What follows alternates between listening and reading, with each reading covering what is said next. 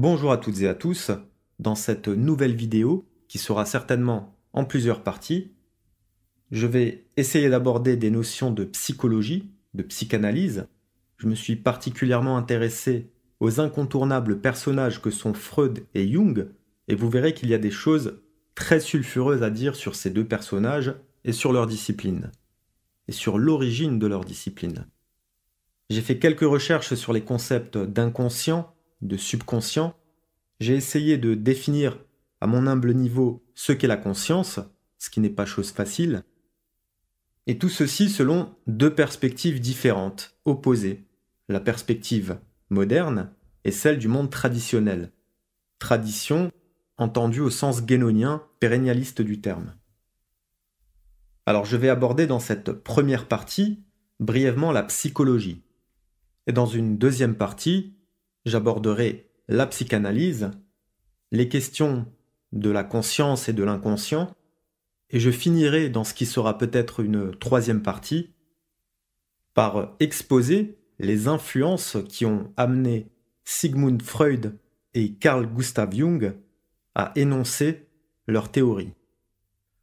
Alors je tiens à souligner ici que je me place moi-même d'un point de vue traditionnel avec en référence des auteurs tels que René Guénon, Titus Burckhardt entre autres, dont je vais citer pas mal d'extraits pour illustrer mes propos.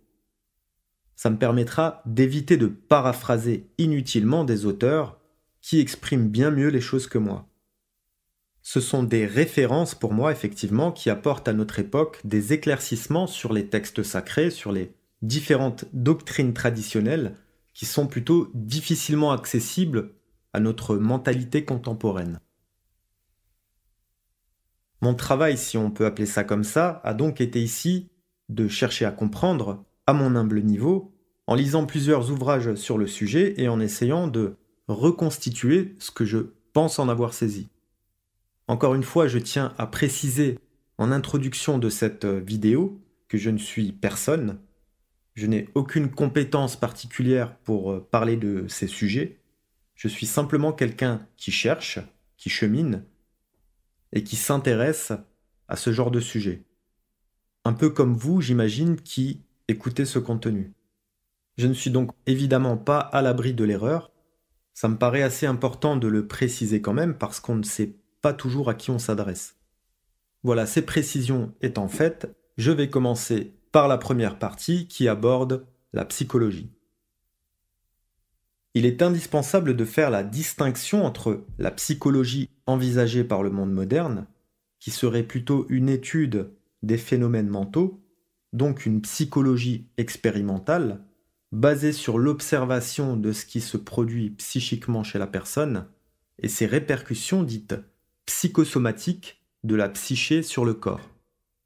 Et la psychologie envisagée d'une perspective traditionnelle, qui serait quant à elle une étude de ce qu'est l'âme en tant que telle, une connaissance de la psyché, c'est-à-dire l'âme envisagée dans un ordre qui la dépasse, dans son rapport avec le corps et avec l'esprit, et dans la nature en général. L'état subtil envisagé dans la cosmologie. Voici une définition générale envisagée par le monde moderne de ce qu'est la psychologie, tirée du site Vocabulaire médical. Alors je cite: La psychologie appartient au vaste domaine des sciences humaines. C'est l'étude scientifique des faits psychiques, des comportements, ainsi que des processus mentaux. Elle s'appuie notamment sur des études statistiques et des expériences dont certaines sont très connues, comme la fameuse expérience de Milgram. La psychologie est une discipline exercée par des psychologues, qui ne sont ni des médecins ni des paramédicaux, mais ce sont des soignants quand ils prennent en charge un individu en souffrance dans le cadre de la psychologie clinique. Au niveau d'une population, la psychologie cherche à déterminer en quoi les facteurs environnementaux peuvent amener à des comportements plus ou moins éloignés de ce qui est considéré comme la norme.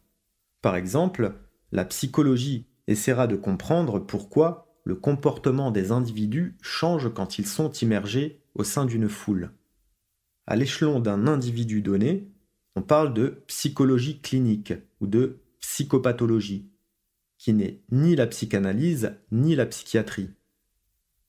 Il s'agit d'un ensemble de techniques mises à la disposition du psychologue, clinicien, qui vise à prendre en compte les symptômes psychiques du sujet pour obtenir leur atténuation ou leur disparition. Certains exemples sont bien connus, le travail sur le deuil ou les phobies, le repérage et la prise en charge du burn-out, ou encore les fameuses cellules de soutien psychologique mises en place lors de toutes les catastrophes et dont les médias nous informent systématiquement. Toutes ces techniques entrent dans le cadre de la psychothérapie. Psychologue est soit un adjectif substantivé et désigne alors un individu pratiquant la psychologie, soit un adjectif qui qualifie le comportement des personnes qui font preuve de finesse et de compréhension dans leur rapport avec les autres. Être psychologue fait partie des qualités que l'on est en droit d'attendre d'un soignant. Fin de citation. Si on veut prendre la psyché dans sa globalité et qu'on envisage sa place dans un ordre qui la dépasse, dans la nature, dans la manifestation, on pourrait dire que la psychologie moderne se limiterait plutôt à étudier quelques-unes seulement des manifestations superficielles de l'élément mental. Cette psychologie se réfère à l'observation et à l'interprétation de l'homme, des hommes de science expérimentale, et pour citer les plus connus, nous avons William James, considéré comme un des pères de la psychologie, Théodule Ribot en France, Wilhelm Wundt en Allemagne, puis nous avons Freud, Jung et Lacan pour ce qui concerne la psychologie des profondeurs. René Guénon nous dit dans L'homme et son devenir selon le Vedanta, je cite, « Pour ce qui est de la psychologie des Occidentaux modernes, elle ne concerne qu'une partie fort restreinte de l'individualité humaine, celle où le mental se trouve en relation immédiate avec la modalité corporelle, et étant donné les méthodes qu'elle emploie, elle est incapable d'aller plus loin, en tout cas, l'objet même qu'elle se propose, et qui est exclusivement l'étude des phénomènes mentaux, la limite strictement au domaine de l'individualité. » Fin de citation. La psychologie moderne détache l'âme de son contexte cosmique. Elle en fait une science à part entière. René Guénon nous dit encore en ce sens, je cite, « Le terme de psychologie a été employé pour la première fois au XVIe siècle, et même la psychologie expérimentale est d'origine plus récente encore. Sa constitution comme science distincte ne date que de la fin du XVIIe siècle et remonte à John Locke. Il ne faudrait pas conclure de là que les questions que traite cette psychologie étaient entièrement ignorées des anciens, mais seulement qu'elles ne les intéressaient pas spécialement, de sorte qu'ils ne les ont envisagées qu'incidemment et sans éprouver le besoin de les réunir en un corps de doctrine nettement défini. » Fin de citation. Titus Burckhardt, dans Sciences modernes et sagesse traditionnelle, dit également, je cite, « La psychologie n'étudie pas la cosmologie, mais l'âme individuelle. Mais la réalité est que l'âme individuelle n'est pas quelque chose de délimité en soi, même si nous percevons habituellement ce fragment de monde psychique que nous sommes nous-mêmes, le jeu, nous n'en sommes pas moins immergés dans l'océan de l'existence subtile, comme des poissons dans l'eau. Et comme les poissons, nous ne voyons pas ce qui constitue notre propre élément. Mais celui-ci agit sur nous de tous les côtés. Rien ne nous sépare de lui, sinon, précisément, la dimension subjective de notre conscience. Selon une symbolique très ancienne, l'état subtil correspond à l'atmosphère qui entoure la Terre, pénètre les corps légers et porte en lui la vie. » Fin de citation. L'homme de science expérimente et croit pouvoir interpréter et tirer des conclusions des phénomènes mentaux, sous le prisme de sa propre psyché. Mais le domaine psychique est proprement le domaine de l'impermanence et des illusions. La psychologie traditionnelle, quant à elle, se rattache à des principes suprahumains, à des références issues des doctrines traditionnelles, basées sur des connaissances métaphysiques et non sur des expériences et des interprétations humaines. Titus Burckhardt dit en ce sens, je cite, « L'âme ne peut être saisie que par quelque chose qui la dépasse. Quiconque veut connaître la nature de la psyché doit lui résister, et il ne peut lui résister qu'en adoptant un point de vue qui correspond du moins virtuellement et symboliquement à l'être éternel dont émane l'esprit, semblable à un rayon venant pénétrer toutes les manifestations d'existence de l'âme et du corps.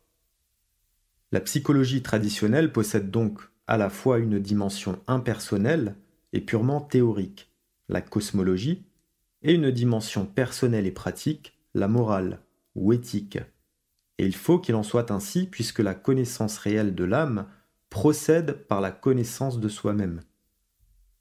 Quiconque veut voir objectivement sa propre forme psychique subjective, possible que par l'œil du soi éternel, connaît du même coup toutes les possibilités inhérentes au monde psychique. Et cette vision représente aussi bien la fin ultime et la garantie de toute psychologie sacrée.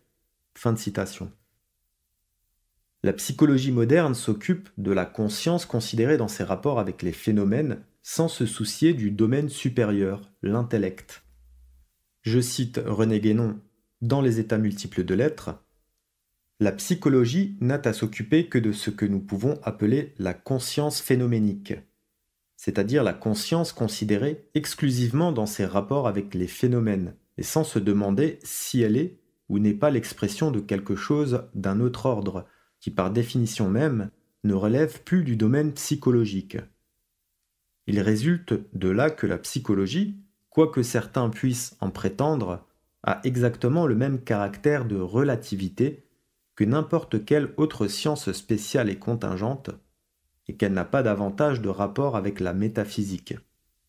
Il ne faut d'ailleurs pas oublier qu'elle n'est qu'une science toute moderne et profane, sans lien avec quelque connaissance traditionnelle que ce soit. Fin de citation.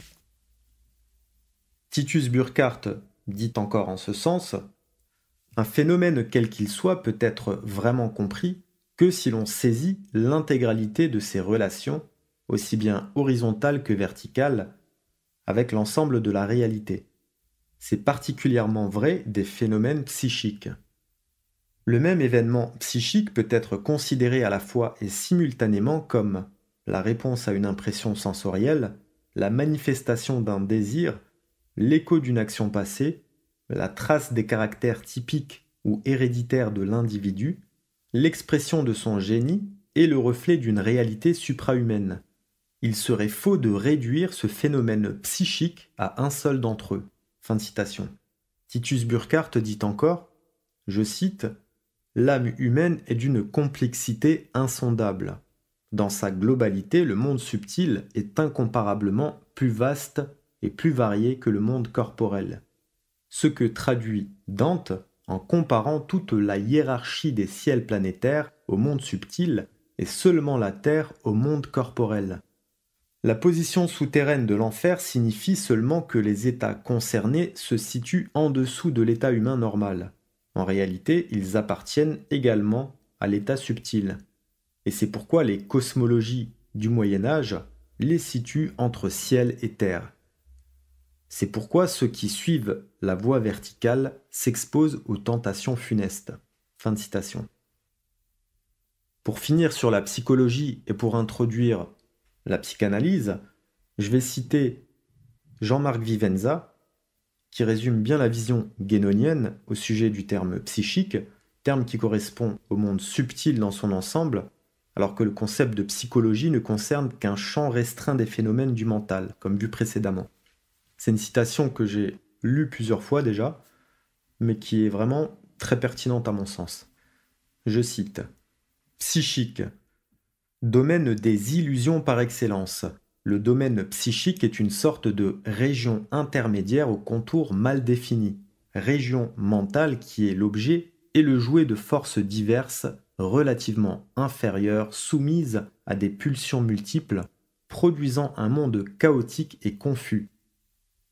Ceci n'est d'ailleurs pas nouveau puisque toutes les traditions ont mis en garde contre l'influence ou la trop grande importance accordée à ce domaine, et la nécessaire défiance et vigilance qu'il convenait d'observer à son égard. Cependant, avec le monde moderne, un élément nouveau est apparu de par la confusion qui s'est réalisée entre le psychique et le spirituel. Confusion dont nous ressentons à présent très violemment les redoutables répercussions. Guénon identifie deux aspects principaux de cet amalgame dramatique. Le premier consiste dans la réduction du spirituel au psychique, ce qui est le cas de la psychologie contemporaine et de la psychanalyse, et le second aspect, inversement, qui est plutôt le fait du néospiritualisme, prenant le psychique pour du spirituel et développant des inepties incroyables du point de vue doctrinal. Inutile de souligner les plus graves incohérences résultant de telles méprises, et les effets catastrophiques de ces erreurs métaphysiques manifestes sur l'esprit de nos contemporains. Libération des instincts les plus inférieurs et fausse spiritualité forment donc le contingent le plus important de cette perversion du psychique. Et l'on peut dire à ce propos que la puissance des passions ainsi que le miroir aux alouettes de la pseudo-spiritualité forment un couple au pouvoir stupéfiant dont rien ne semble en mesure d'arrêter les ravages. L'infrahumain flatté de la sorte est révélé, l'excitation au sujet des pouvoirs ou du savoir conduit l'homme moderne vers une désintégration totale de l'être conscient, désintégration qui n'est rien d'autre qu'une authentique mort spirituelle, un véritable chaos destructeur qui est l'équivalent de ce qu'est la dissolution finale pour l'ensemble du cosmos manifesté. À ce stade, inutile de rêver, la situation est sans issue, car lorsqu'on fait appel aux forces psychiques, il faut savoir que l'on manipule des forces d'un rare potentiel. Rien n'étant plus fort que des résidus émotionnels, affectifs et concupiscibles, ainsi que les passions et désirs de domination, fussent-ils spirituels, au sein des individus. Il y a là les germes les plus négatifs qui séjournent en chaque être, germes qui sont aujourd'hui mis à l'honneur et dont on a, par l'action de décisions que l'on peut aisément qualifier de sataniques et d'antitraditionnelles, volontairement brisé les barrières multiséculaires qui en limitaient la nocivité et protégeaient la civilisation dans son ensemble. Fin de citation. Voilà, c'est la fin de cette première partie un peu introductive sur le sujet qui m'intéresse particulièrement, qui était plutôt celui de la psychanalyse. Ça me semblait nécessaire d'aborder tout d'abord la psychologie. Je vous donne donc rendez-vous pour la deuxième partie qui sera diffusée la semaine prochaine. Je vous remercie pour votre écoute. Je vous dis à très bientôt. En attendant, portez-vous bien.